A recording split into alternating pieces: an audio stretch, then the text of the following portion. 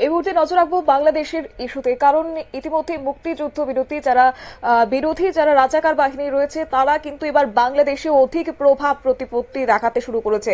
তত্ত্বাবধায়ক সরকার ইউনূস জামানায় অরাজকতার আরো এক নজির, ৭১-এর গণধর্ষণ এবং গণহত্যার নায়ক জামাত নেতার ফাঁসির সাজা মকুব।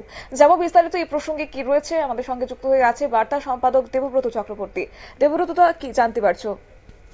দেখো, বাংলাদেশে এখন যা ঘটছে সব স্বাভাবিক। খুন, ধর্ষণ, নির্বিচারে লুটপাট, ডাকাতি, ছিনতাই, এসব বাংলাদেশে এখন সংস্কৃতি হয়ে গেছে। এই শেখ হাসিনার বাংলাদেশ ত্যাগের পর যে অবস্থা দাঁড়িয়েছে তাতে তোমার এই বাংলাদেশে এখন গণতন্ত্র বলতে কিছু নেই, সাধারণ মানুষ বিপর্যস্ত এবং চলছে যত সব অরাজক কাণ্ড কারখানা। এমন একটা ঘটনা ঘটে গেল মোহাম্মদ ইউনূসের এই বর্তমান তত্ত্বাবধায়ক সরকারের রাজত্বকালে। এবার ১৯৭১ সালে যুদ্ধের সময় গণহত্যা, গণধর্ষণ ও যুদ্ধাপরাধে দোষী সাব্যস্ত জামায়াত ইসলাম বা জামায়াত নেতা এটিএম আজহারুল ইসলামের ফাঁসির সাজা মকুব করে দিয়েছে ওই দেশের সুপ্রিম কোর্ট। প্রধান বিচারপতি সৈয়দ রেফাত আহমেদের নেতৃত্বাধীন ৭ বিচারপতির বেঞ্চ স্পষ্ট করে দিয়েছে যে অন্য কোনো মামলা না থাকলে অবিলম্বে মুক্তি দিতে হবে রাজাকার বাহিনীর এই নেতাকে। বলাই বাংল তোমার এই ঘটনায় প্রমাণিত হলো পদ্মাপাড়ে বর্তমানে ক্ষমতায় রয়েছে এই মুক্তিযুদ্ধ বিরোধী সেই রাজাকার বাহিনী। সবাই জানে যে এই ২০২৫ সালে বাংলাদেশে এক অরাজক পরিস্থিতি আর যেমনটা ছিল ৭১ সালের আগে। আর এই ৭১-এর যে মুক্তিযুদ্ধ, এই মুক্তিযুদ্ধে কিন্তু এই রাজাকার বাহিনী তারা কিন্তু এই মুক্তিযুদ্ধের বিরোধিতা করেছিল। তারা কিন্তু ওই পাকিস্তানি হানাদারদের সহায়তায় তারা পুরোপুরি দেশদ্রোহিতার কাজে নেমেছিল, ভূমিকায় ছিল। এই অবস্থায় যারা খুন, গণধর্ষণ এবং যারা মুক্তিযুদ্ধের সঙ্গে জড়িত ছিল, বিশেষ করে তাদের পরিবারের সদস্যদের উপর এই রাজাকার বাহিনী তোমার অত্যাচার চালিয়েছে, বাড়িঘর পুড়িয়ে দিয়েছে, লুটতরাজ করেছে, চুরি ছিনতাই করেছে। এ ব্যাপারে তোমার যেভাবে তারা সাধারণ মানুষের উপর তৎকালীন সময়ে একটা বিধ্বস্ত বাংলাদেশের নিরীহ মানুষের উপর অত্যাচার চালিয়েছিল এই রাজাকারের দল, বিশ্বাসঘাতকতা করে, তাদের কিন্তু এখন প্রশ্ন দিচ্ছেন এই ইউনূস। যে কারণে এই রাজাকারের ৭১-এর রাজাকারের দলের এই তোমার নেতাকে গণধর্ষণ, গণহত্যা ও যুদ্ধ অপরাধে দোষী সাব্যস্ত জামায়াতের ইসলামী বা নেতা এটিএম আজহারুল ইসলামের ফাঁসির সাজা মকুব করলো সে দেশের সুপ্রিম কোর্ট। এটা হাস্যকর করলেও হবে না, এই ব্যাপারে হাসিল যদি বলা হয় তার ঠিক শব্দ চয়ন হবে না। এক্ষেত্রে বলতে হবে বাংলাদেশ একেবারে অধঃপতন হয়েছে। দেশটির কোনো অস্তিত্ব আছে বলে মনে হয় না, কোনো আইন নেই, কানুন নেই। আর সবাই জানে এখন যে অবস্থা তৈরি হয়েছে যে কোনো সময় বাংলাদেশে সেনা অভ্যুত্থান হতে পারে। কালকে সকালবেলা ঘুম থেকে উঠেও যদি শোনো যে বাংলাদেশে সেনা অভ্যুত্থান হয়েছে, এটা কোনো কিন্তু অবিশ্বাসের কিছু হবে না, বিস্ময়ের কোনো কিছু হবে না। বাংলাদেশে যে ভয়ঙ্কর পরিস্থিতি তৈরি হয়েছে, চতুর্দিক থেকে চাপের মুখে পড়েছে এই তত্ত্বাবধায়ক সরকারের প্রধান উপদেষ্টা ডক্টর ইউনূস। তিনি শান্তির জন্য নোবেল পুরস্কার পেয়েছেন, অর্থনীতিবিদ। কিন্তু এখন অভিযোগ উঠেছে তার বিরুদ্ধে, তিনি এখন যেহেতু অর্থ বিষয়টা তার নখদর্পণে যথেষ্ট জ্ঞান আছে, এই ক্ষেত্রে এখন তিনি কিভাবে শোষণ করা যায় বাংলাদেশের সাধারণ নাগরিক এবং গরিব বংশের মানুষকে, সেই কাজটা তিনি করছেন। এই কাজে তিনি এখন নতুন নতুন অর্থনৈতিক বন্ড চালু করার চেষ্টা করছেন। এই যে তার অপপ্রয়াস, এতে সাধারণ মানুষ একেবারে নাজেহাল, সাধারণ মানুষের বিপর্যস্ত পরিস্থিতি, তার কোনো পথ পাচ্ছেন না। তো বিশ্ব কিন্তু নজর রাখছে বাংলাদেশের দিকে, চতুর্দিকে পিছিয়ে লব উঠেছে। আসলে এখন তারা হয়ে গেছে, একটা সময় তারা যেভাবে নিজেদের একটা সক্রিয়তায় প্রতিষ্ঠিত হতে চলেছিল গোটা বিশ্বে, এখন কিন্তু পুরো তোমার ভিন্ন রূপ। চীনের পদলোহন করে তারা নিজেদের অস্তিত্ব টিকিয়ে রাখার চেষ্টা করছে। এই অবস্থায় কিন্তু এই তোমার জামায়াতের যে যুদ্ধাপরাধী বা তোমার খুন ধর্ষণের ঘটনায়, ৭১-এর মুক্তিযুদ্ধের সময় খুন ধর্ষণের ঘটনায় অভিযুক্ত যে জামাত নেতাকে তোমার তার সাজামুক্ত করা হলো, এটা কিন্তু বাংলাদেশের বর্তমান সরকারের এই তোমার যারা রাজাকার আছে তাদের সমর্থন, তাদের পক্ষে কাজ করার একটা নিদর্শন মিলল। এই নিদর্শন কিন্তু বাংলাদেশের জন্য মোটেও একটা সুখকর হবে না। এবং আশ্চর্যের বিষয় হলো এ ব্যাপারে তৎকালীন তোমার ৭১-এর মুক্তিযুদ্ধে এই জামাতের যে ভূমিকা ছিল, সেই ভূমিকা নিয়ে কিন্তু জামাতের এক নেতা তিনি দুঃখ প্রকাশ করেছেন এবং তিনি বলেছেন মুক্তিযুদ্ধে তাদের ভূমিকার জন্য ক্ষমা চাইছি। জামাতে আমি তিনি বলেছেন যে তিনি ক্ষমা চাইছেন। এই হচ্ছে বাংলাদেশের অবস্থা। স্বীকার করতে যে তাদের ভূমিকার ভুল ছিল, এবং এই ক্ষেত্রে তিনি তোমার খুন এবং গণধর্ষণের মতো ন্যাক্কারজনক ঘটনার সঙ্গে যুক্ত ছিলেন। সেই তোমার এমন এক অপরাধীকে এটিএম আজহারুল, তাকে ইসলামীকে তারা ফাঁসির সাজা থেকে মুকুব করেছে। এই যে অবস্থা, তা কিন্তু আরো উদ্বেগটা বাড়িয়ে দিল, বাংলাদেশের সাধারণ মানুষের উদ্বেগটা বাড়িয়ে দিল। এবং তার এই ফাঁসির সাজা মুকুব সাধারণ মানুষকে এই গণধর্ষণ এবং তোমার হত্যার ক্ষেত্রে নতুন করে উৎসাহিত করার সামিল বলে বিশেষজ্ঞ মহল মনে করছেন। এটা মোটেও মেনে নেওয়া যায় না। এই ধরনের অবস্থা যদি চলতে থাকে তাহলে বাংলাদেশের মানুষের, বিশেষ করে সাধারণ মানুষ যারা, তাদের কিন্তু অবস্থা আরো ব্যাগতিক হয়ে পড়বে। সুতরাং যেভাবে বাংলাদেশ চলছে তা মোটেও আসার প্রত্যাশিত নয়। মানুষ বিপর্যস্ত অবস্থায় দিন কাটাচ্ছে। সুতরাং এটা পরিহারযোগ্য। বলে রাখি যে অসংখ্য তোমার হাজার হাজার নিরীহ মহিলা এই মুক্তিযুদ্ধের সময় এই রাজাকার বাহিনী তোমার বিশ্বাসঘাতকরা গণধর্ষণ করেছে মহিলাদের, তাদের হত্যা করা হয়েছে। এবং বাংলাদেশে এইসব রাজাকার বাহিনীর গণধর্ষণ বা ধর্ষণের কারণে পরবর্তীতে যে সমস্ত আমি একটি বিষয় জানতে চাইবো, সেখানে 1971 সালে বাংলাদেশের যে মুক্তিযুদ্ধের ইতিহাস যারা পড়েছে কিংবা যারা সাক্ষী থেকেছেন, সেই অর্থে প্রত্যেকেরই হয়তো এই দিনটা মনে আছে।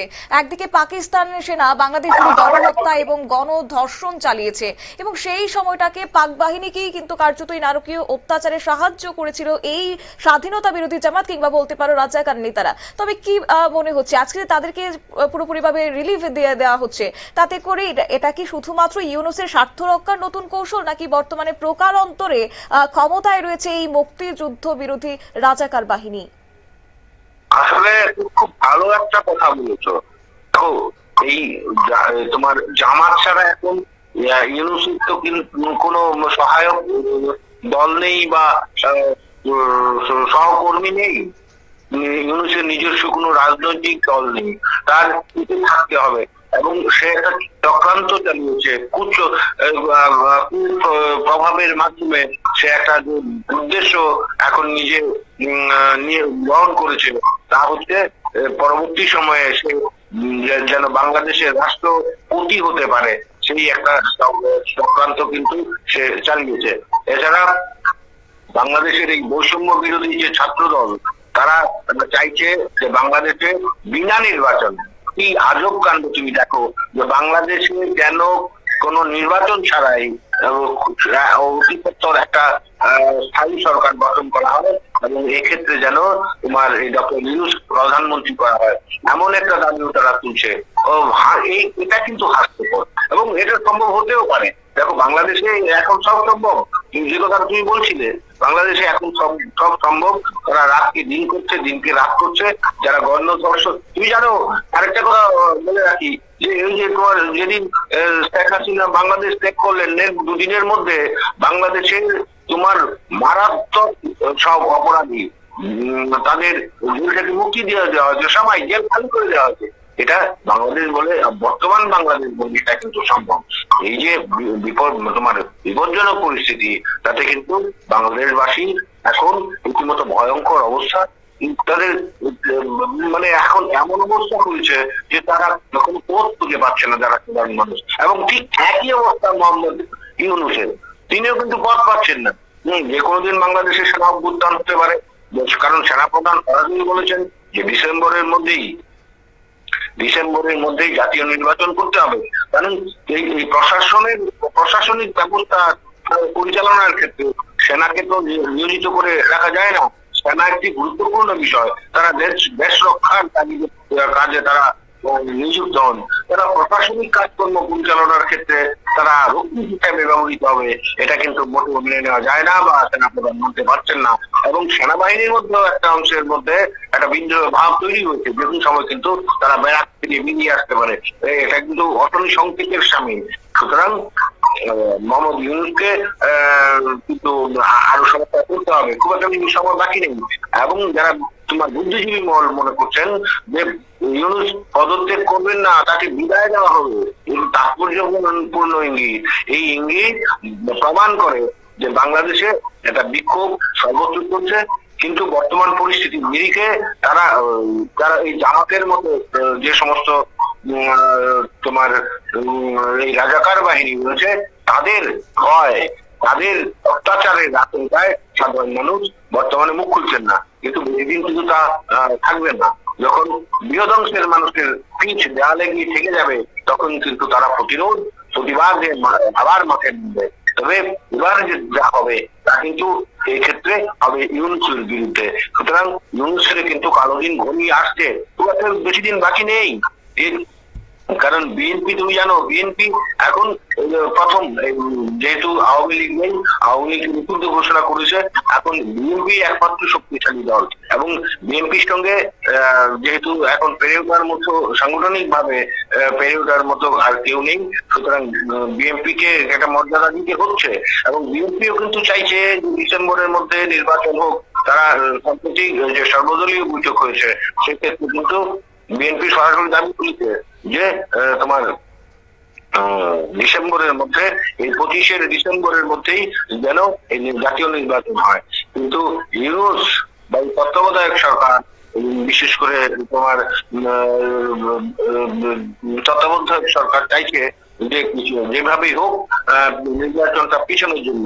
তাই তত্ত্বাবধায়ক সরকার ডিসেম্বর থেকে জুন মাসের মধ্যে, তোমার 2026-এর জুন মাসের মধ্যে নির্বাচন করার একটা চেষ্টা চালিয়েছে এবং প্রতিশ্রুতি দিয়েছে।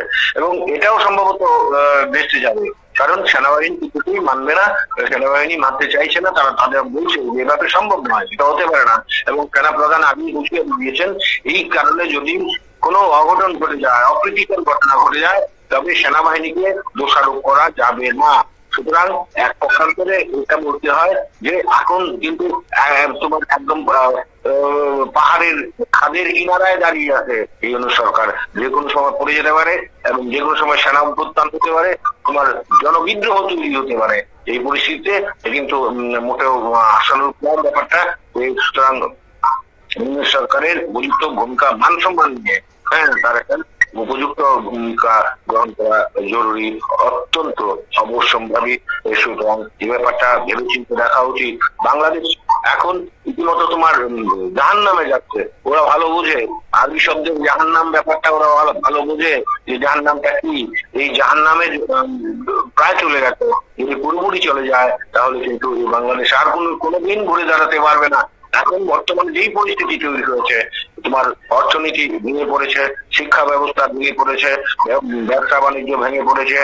যারা বাণিজ্যের সঙ্গে যারা যুক্ত, তারা রীতিমতো হাহাকার করতেন যে কি হবে তাদের ব্যবসা বাণিজ্য। তোমার আমরা সবাই জানি যে স্থলবন্দরের মাধ্যমে ভারতে বিশেষ কিছু সরঞ্জাম আমদানি রপ্তানির ক্ষেত্রে নিষেধাজ্ঞা জারি করেছে কেন্দ্র। এই নিষেধাজ্ঞার কারণে বাংলাদেশের যারা বস্ত্র শিল্প, রেডিমেড বস্ত্র শিল্পের সঙ্গে যারা জড়িত, তাদের কিন্তু এখন তোমার একেবারে খুব খারাপ অবস্থা। তারা কোন ধরনের রেডিমেড সামগ্রী তারা এখন রপ্তানি করতে পারছে না। বাংলাদেশের এই রেডিমেড বাণিজ্য ব্যবস্থা একেবারে ভেঙে পড়েছে। দেখো তোমার স্থলপথে রপ্তানির বিষয়টি খুব সহজ এবং এতটা ব্যয়সাকুল্য নয়। কিন্তু তোমার জলপথে বা আকাশ পথে, আমরা সবাই জানি আকাশ পথে যদি রপ্তানি করতে হয় তার ব্যবসা হবে না। সুতরাং এবং যদি জলপথেও যদি ঘুর পথে, ঘুর পথে যদি জলপথের মাধ্যমে ঘুর পথে যদি এই রপ্তানি বাণিজ্য করতে হয় তাহলে তার তোমার ব্যয়ভার যা হবে সেতে লাভের অংশ দেখা দূর, উল্টো তোমার ক্ষতি হবে। সুতরাং বাংলাদেশের এখন যে অবস্থা তা কিন্তু ভয়ঙ্কর পরিস্থিতি। এবং তুমি যা বলেছো যে এখন পুরোপুরি জামাত এই রাজাকার বাহিনীর স্বর্গের দেশ হিসাবে পরিণত হয়েছে এই বাংলাদেশ বর্তমান ডক্টর ইউনূসের তত্ত্বাবধায়ক সরকারের আমলে। শতাব্দী একেবারে দেবব্রত দা, এক্ষেত্রে এই যে জামাত প্রধান গতকাল কিন্তু তিনি একটি বিবৃতি জারি করেছিলেন সমাজ মাধ্যমে, এবং সেখানে তিনি তুলে ধরেছেন যে মুক্তিযুদ্ধের সময় দলের যে ভূমিকা ছিল সেই ভূমিকা নিয়ে ক্ষমা তিনি চেয়েছেন। একদিকে সমাজ মাধ্যমে এই কথা, অন্যদিকে আমরা যদি একটু দেখি যে তাদের যে স্বাধীনতা আন্দোলন প্রসঙ্গে যখন কথা বলেছিলেন বিগত কয়েকদিন আগে, সেই সময়টাতে তিনি কিন্তু বলেছিলেন যে দেশ ভারতের সাহায্য নিয়ে স্বাধীন হোক সেটা আমরা চাইনি। আজকে বাংলাদেশে ইউনূসের আমলে এইভাবে মুক্তিযুদ্ধে যারা অবদান রেখে গেছেন তাদের স্মৃতি মুছে ফেলা হচ্ছে, বাংলাদেশের কার্যত স্বাধীনতা আনার জন্য ভারতের অবদান সেক্ষেত্রে ভুলতে বসেছে। তাই কি মনে হচ্ছে আগামী দিনে এই যে যারা জামাতরা রয়েছে ভিন্ন সময় ভিন্ন সুর ডাকছেন তারা, তাতে করে এই মুক্তিযুদ্ধের অবদান আদৌ সেক্ষেত্রে স্থাপিত থাকবে আগামী দিনে যদি সেক্ষেত্রে নির্বাচন হয়, যদি সেক্ষেত্রে জামাতই আবার ক্ষমতায় আসে? দেখো, জামাত ক্ষমতায় আসুক বা না আসুক সেটা তাদের আভ্যন্তরীণ বিষয়। কিন্তু এটা কি যে এখন বাংলাদেশে জামাত তথা এই যারা রাজাকার ছিল তাদের জামানা চলছে। ইউনূস সেটা প্রমাণ করে দিয়েছেন। এবং এই জামাত নেতা রাজাকার, এই যে জামাত নেতার যে খুন গণধর্ষণের ঘটনায় মুক্তি বা সাজা মুক্তির যে বিষয়টি এখন সারা ফেলেছে গোটা বিশ্বে, বিশেষ করে বাংলাদেশে, তা কিন্তু প্রমাণ করে দেয় যে বাংলাদেশে তোমার এই রাজাকার বাহিনী তারা মাথা চারা নিয়ে উঠেছে। এবং মৌলবাদ এটা আবার ঠিক একইভাবে মাথা চারা দিয়ে উঠেছে।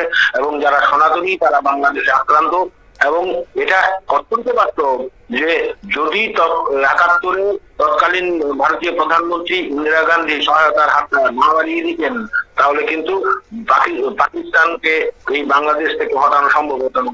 এবং আরো খুন খারামি হতো, ধর্ষণ, গণধর্ষণ, হত্যা এগুলো তো চলতো। এবং ভারত যেভাবে সহায়তার হাত বাড়িয়ে দিয়েছিল, ভারতের সেনা সে সময় নিজেদের আত্মবলিদানের মাধ্যমে নিজেদের উজাড় করে দিয়েছিল, তা সত্যি এখন বাংলাদেশের একটা অংশ বলছি, একটা অংশ মানতে চাইছে না। তারা তোমার এই বিষয়টাকে তারা রাজনীতির মতো রাজনৈতিক রং চড়িয়ে তারা নিজেদের স্বার্থ সিদ্ধির একটা পরিকল্পনা গ্রহণ করেছে।